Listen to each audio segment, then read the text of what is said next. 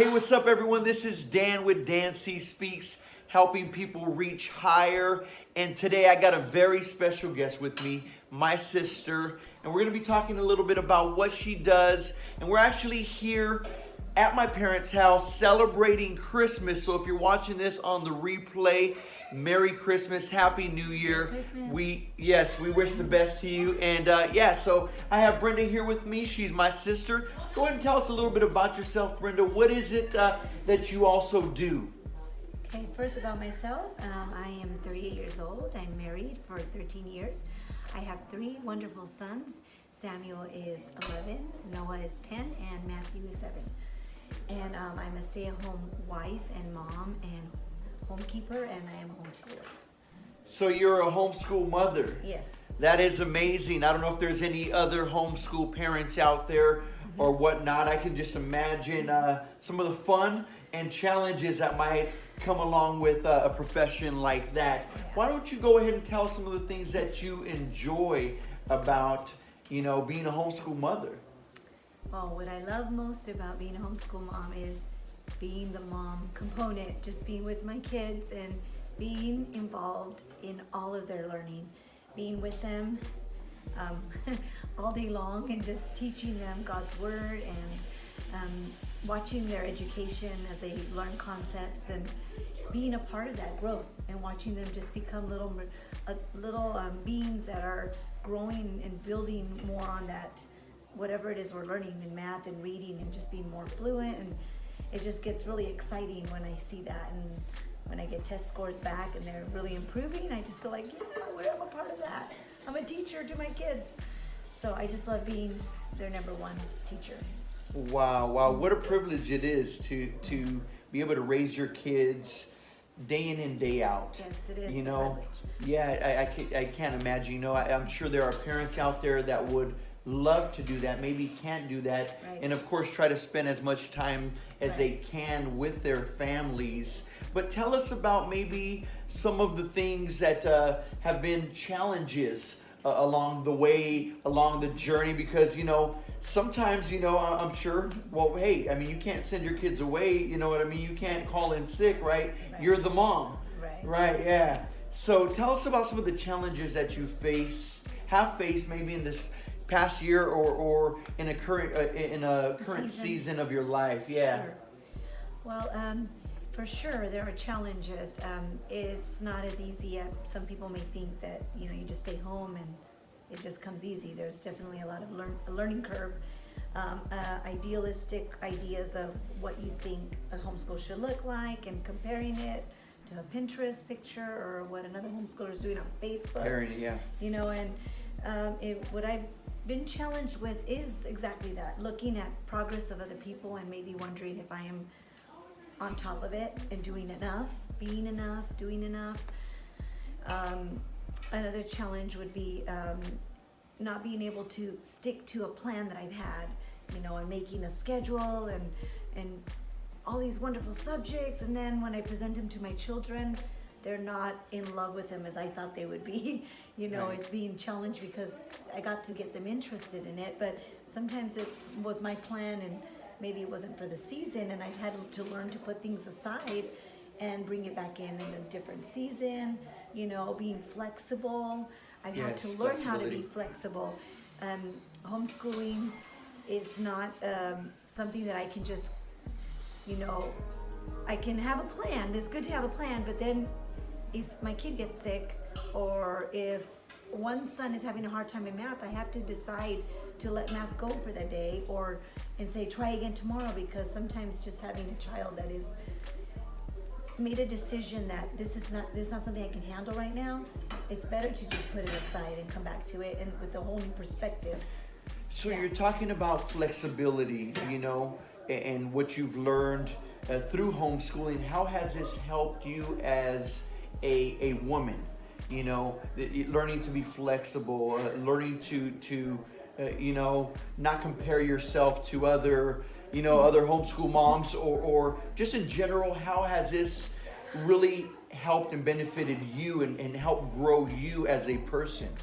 I think a plague of women, maybe one, of course, is to compare and to set a goal of what you should look like, or how you should live, or the things you should read, or how, all those things that the women get, those signals being thrown at them, those ideas. And so for me, that flexibility had to be with just being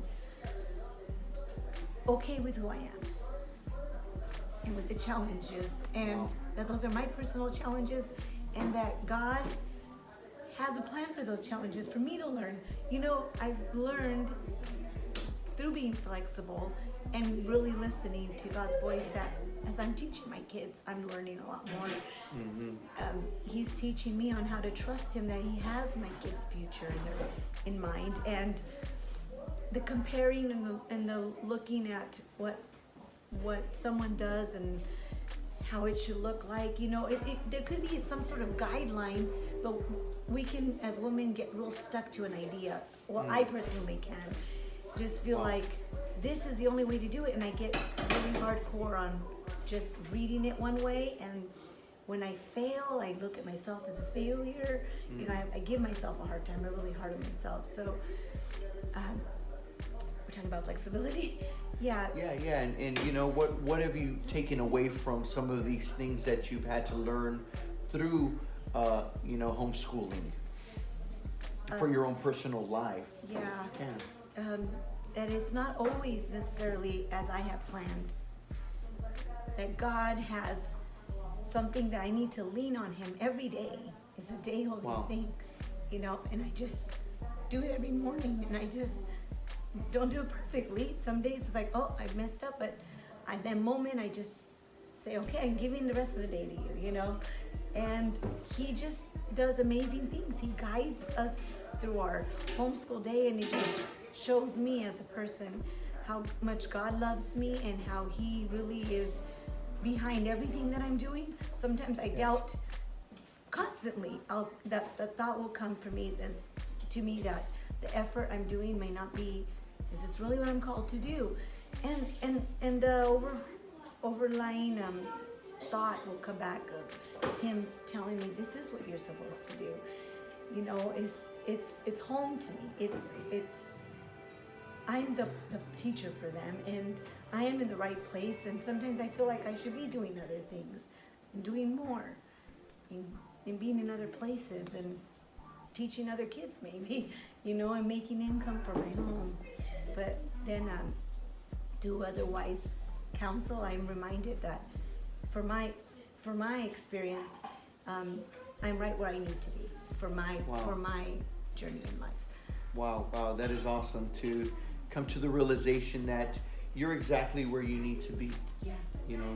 That's great, and to see that, whatever profession you may be or whatever ministry you may be, everything that happens along the way is for us. It's for our learning experience, it's for our growth, and how, you being a homeschool mom has really been so much for your boys as much as it has been for you. Exactly. So if you could address some of our viewers here, other homeschool mothers, other entrepreneurs, other people in ministry, what's maybe one thing that you could a word of advice or encouragement you could give to them coming into the new year in 2019 that they could maybe use as a stepping stone in their coming year? Sure. I would say that planning is really good. To have a goal for your future and to make plans, those are really good. But one thing that I've learned and I would encourage you to consider is to really trust in today, and that God has you right where He wants you, and that the challenges that come may not seem fair sometimes, but there are ways for you to look at them with a brighter perspective and to really just have a feel for what is happening around you at the time and what does God want to teach you through it.